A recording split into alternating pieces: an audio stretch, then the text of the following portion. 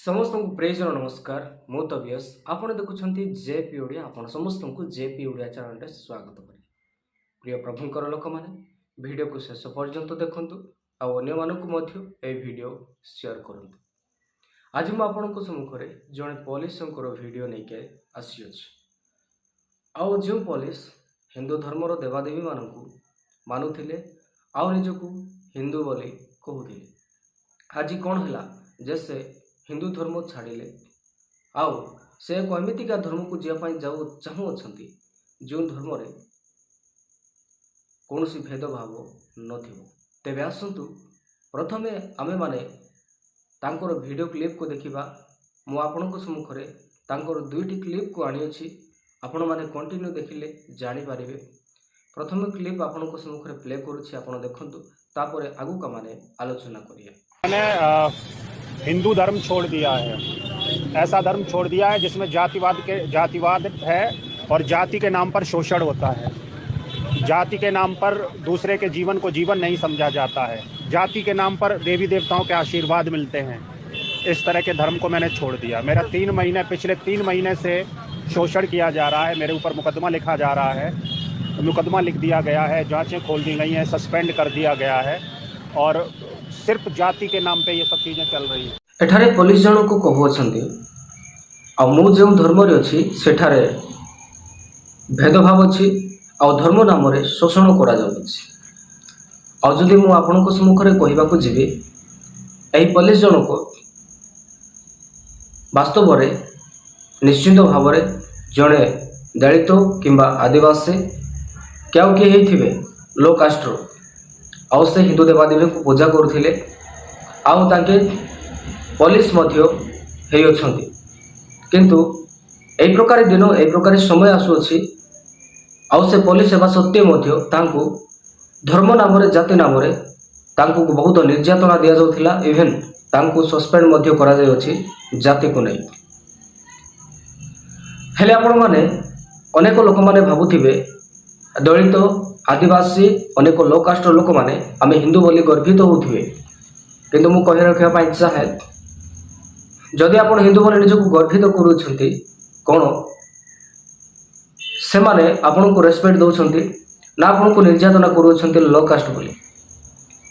एई समस्त कष्ट सह्य न करि पारि शेष रे एई पुलिस जनको देवादेवी मानक सबू बाहर को नहीं आसिले जहाँ से पूजा करुथिले आउ से हिंदू धर्म छाड़िबा विषय कहले। तेबे हिंदू धर्म जदि से छाड़िबे तेबे को धर्म को से जिबे ताहा मध्य से कहि अछंती। आसंतु से वीडियो को देखिबा तापरे आगु का माने कथावार्ता करिए। मैंने अभी जिस धर्म में जातिवाद नहीं होगा, जिस धर्म के देवी देवता तलवार भाला और ये तीर कमान लिए नहीं बैठे होंगे, जो मारना जिसका संदेश नहीं होगा, ऐसे धर्म में जाऊंगा जहाँ प्रेम, दया, शील, क्षमा, इस तरह की चीजें जहाँ विद्यमान होंगी। तेबे वर्तमान एही पुलिस आज्ञा जनको ए प्रकार धर्म को जिया पाई चाहउछंती जो धर्मर भगवान देवी देवता माने तलवार धरि नथिबे, अस्त्र शस्त्र धारण करि नथिबे आउ जो धर्म रे शांति, प्रेम, क्षमा, दया, समानता रही अछि। तेबे आपण केउ धर्म रे अछंती निज निजको परीक्षा करंतु। आज लोक माने जीसु को कहीं विश्वास करछंती जे प्रकार हिंदू धर्म देवादेवी मानक पाखरे अस्त्र शस्त्र अछि बोली से छाड़ू अछंती। तेबे जीसु को पाखरे अस्त्र शस्त्र अछि कि? जीसु को हस्तरे केबे आपण अस्त्र शस्त्र थिबा देखिछंती? वाक्य रे लिखा जाए सदा प्रभु स्नेहशील और कृपामय, क्रोधरे धीर और अत्यंत दयालु। आमर परमेश्वर क्षमा देवा जानिछंती, दया देखैबा जानिछंती, प्रेम देखैबा जानिछंती, किंतु क्रोधरे धीर, बहुत विलंब करती क्रोध करिया पाई।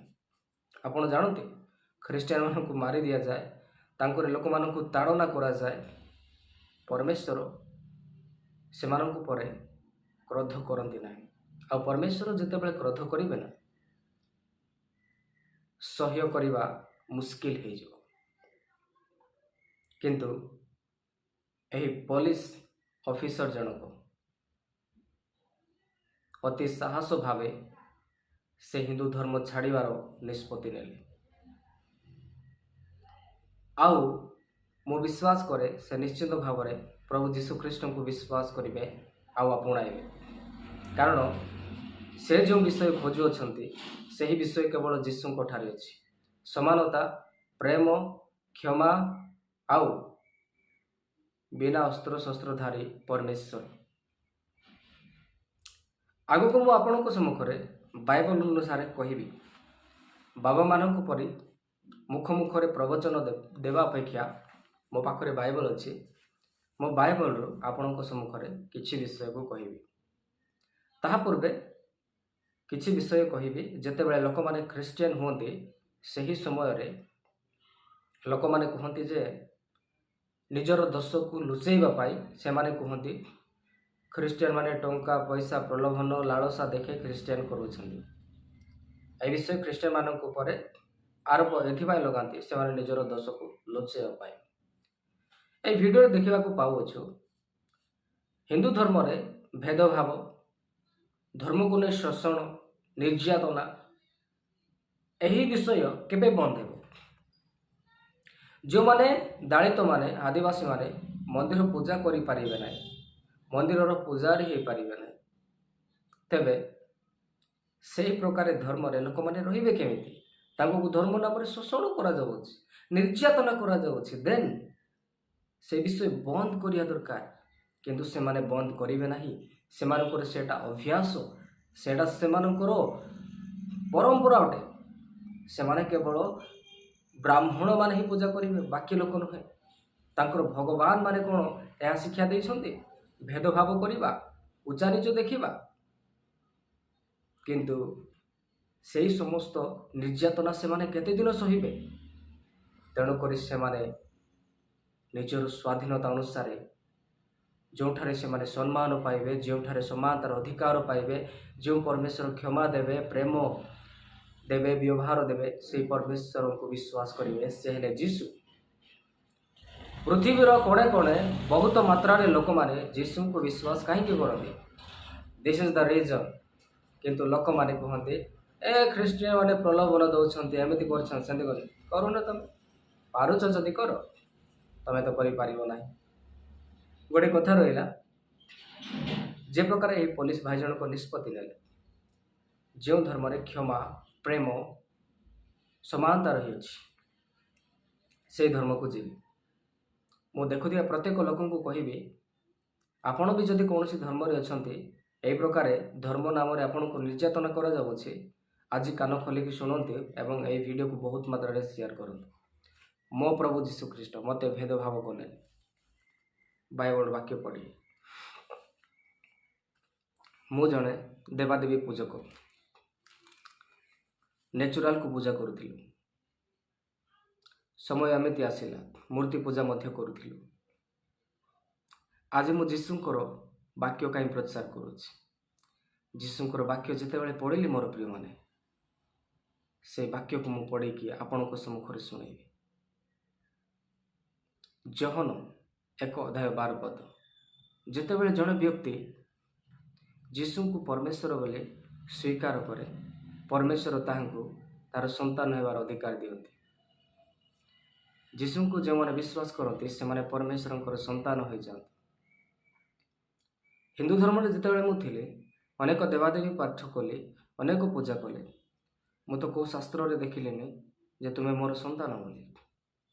କିନ୍ତୁ ମୁଁ ଭାବିଲି, ବାଇବଲ ପଢ଼ିଲା ପରେ ମୁଁ ଏତେ ପୂଜା ପାଠ କଲି, ଏତେ ନିରାଶ ହେଲି, ଅନେକ ହତାଶ ହେଲି।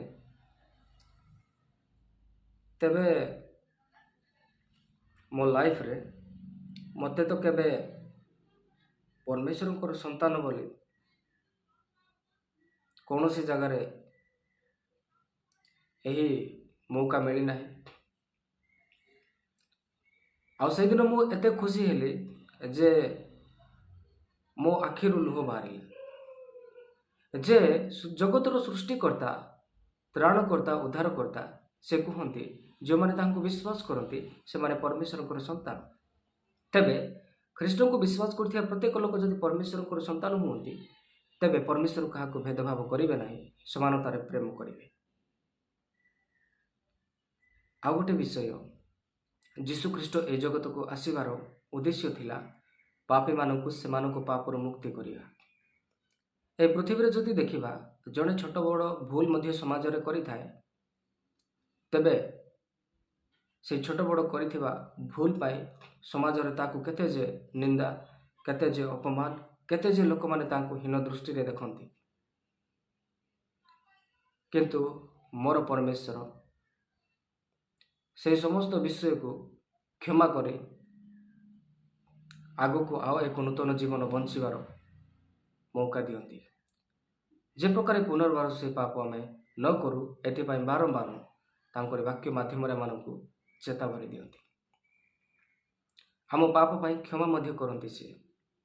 ଆଉ ଏକ ପୁନର୍ବାର ଯେ ପ୍ରକାର ପାପ ଆମେ ନ କରୁ, ଏଥିପାଇଁ ସେ ତାଙ୍କର ବାକ୍ୟ ଅନୁସାରେ ଆମମାନଙ୍କୁ ସଚେତନ କରାଇଥାନ୍ତି। କିନ୍ତୁ ଜଗତର ଲୋକମାନେ ଆମମାନଙ୍କୁ ହୀନ ଦୃଷ୍ଟିରେ ଭେଦଭାବ କରି ହୀନ ଦୃଷ୍ଟିରେ ଆମମାନଙ୍କୁ ଦେଖିବେ, ଅନେକ ଚର୍ଚ୍ଚା କରିବେ। ଜଗତରେ ଆମେ ଯେ କେତେ ପରମେଶ୍ୱରଙ୍କ ଦୃଷ୍ଟିରେ ପାପ କରିଅଛୁ, ତାହା ଗଣି ହେବ ନାହିଁ, ଅସଂଖ୍ୟ ଅଟେ। ପରମେଶ୍ୱର କେବେ ବି ଚାହାନ୍ତି ନାହିଁ ତାଙ୍କର ସୃଷ୍ଟିର ଲୋକମାନେ ଭେଦଭାବ କରନ୍ତୁ, ମଦ ପିଅନ୍ତୁ, ଗାଳିଗୁଲଜ କରନ୍ତୁ, ଖରାପ କାମ କରନ୍ତୁ, ଆଉ ହିଂସା କରନ୍ତୁ, ରାଗ କରନ୍ତୁ, ଜୁଆ ଖେଳନ୍ତୁ, ଖରାପ କାର୍ଯ୍ୟ ନ କରନ୍ତୁ। ଏହି ସମସ୍ତ ଖରାପ କାର୍ଯ୍ୟ ପାପ ଅଟେ। ପ୍ରିୟମାନେ, ଏହି ପ୍ରକାର ପାପରେ ଜଗତର ପ୍ରତ୍ୟେକ ଲୋକମାନେ ପତିତ।